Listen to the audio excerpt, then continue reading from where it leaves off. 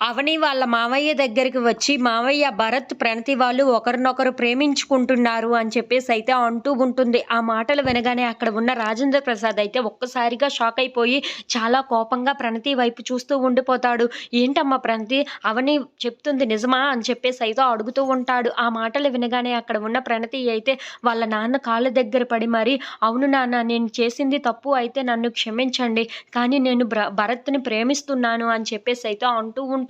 ఆ మాటలు వినగానే అక్కడ ఉన్న రాజేంద్ర ప్రసాద్ అయితే అలా ప్రణతి వైపు చూస్తూ ఉండిపోతాడు. ఇంతలో అక్కడ ఉన్న ప్రణతి మాత్రం, "నేను చేసింది తప్పు అయితే నన్ను క్షమించండి. కానీ నన్ను మాత్రం భరత్ దగ్గర నుండి వేరు చేయొద్దు. నేను భరత్‌ని ప్రేమిస్తున్నాను. తననే పెళ్లి చేసుకోవాలనుకుంటున్నాను" అని చెప్పేసైతే తన కాళ్ళ మీద పడి బాధపడుతూ ఉంటుంది. అది చూసి అక్కడ ఉన్న రాజేంద్ర ప్రసాద్ మాత్రం, "నువ్వు చేసింది తప్పు కాదమ్మా.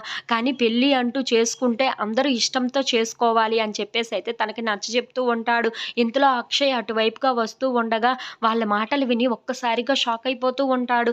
ఇంతలో అక్కడ ఉన్న రాజేంద్ర ప్రసాద్ మాత్రం, "అవునమ్మా, మీ ఇద్దరి నిర్ణయం ఉంటే సరిపోదు. పెళ్లి అంటే ఒక 10 మంది ఉండాలి. అందరూ ఇష్టపడితేనే ఈ పెళ్లి జరుగుతుంది" అని చెప్పేసైతే అంటూ ఉంటాడు. ఆ మాటలు విని అక్కడ ఉన్న అక్షయ్ అయితే ఒక్కసారిగా షాక్ అయిపోతూ ఉంటాడు. ఇంతలో ఇంట్లో ఉన్న వాళ్ళందరి దగ్గరికి వస్తూ ఉంటాడు. అది చూసి ఇంట్లో ఉన్న వాళ్ళందరూ అయితే ఒక్కసారి షాక్ అయిపోతూ అక్షయ్ వైపు అలా చూస్తూ ఉండిపోతారు. ఇంతలో అక్కడ ఉన్న అక్షయ్ అయితే అందరిని చాలా కోపంగా చూస్తూ ఉంటాడు.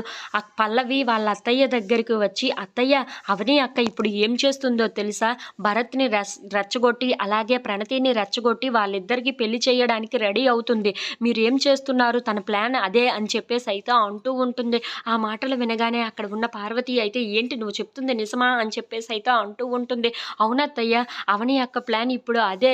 వాళ్ళ తమ్ముడిని ప్రేమించమని చెప్పింది. అలాగే ప్రణతి కూడా ప్రేమించే విధంగా చేసి వాళ్ళిద్దరికీ పెళ్లి చేయాలనుకుంటుంది. మీ దగ్గర నుండి ప్రణతిని వేరు చేయాలనుకుంటుంది" అని చెప్పేసైతే అంటూ ఉంటుంది. ఆ మాటలు వినగానే అక్కడ ఉన్న పార్వతి అయితే, "సరే, మనము కూడా అవనికి చుక్కలు చూపించే విధంగా ఏదైనా ప్లాన్ చేద్దాం" అని చెప్పేసైతే ఆ పల్లవితో అంటూ ఉంటుంది.